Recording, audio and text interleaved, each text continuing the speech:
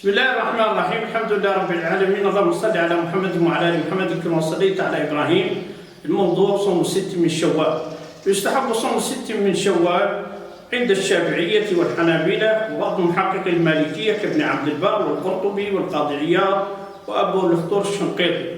الأدلة على ذلك: الأول عن أبي أيوب الأنصاري رضي الله عنه عن النبي صلى الله عليه وسلم قال: من صام رمضان ثم أتبعه 6 من شوال كان كصيام الدهر. رواه الإمام مسلم وغيره. الحديث الثاني عن ثوبان أن رسول الله صلى الله عليه وسلم قال: صيام شهر رمضان ب10 أشهر وصيام 6 أيام من شوال بشهرين فذلك صيام سنة.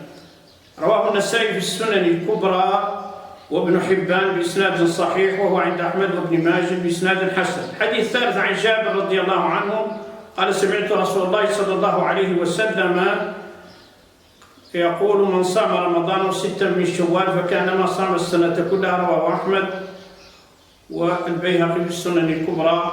والحديث وله شواهد كثيرة، منها أيضا حديث أبي هريرة وحديث ابن عمر وغير ذلك من الأحاديث. سبحانك اللهم وبحمدك أشهد أن لا إله إلا أنت أستغفرك وأتوب إليك.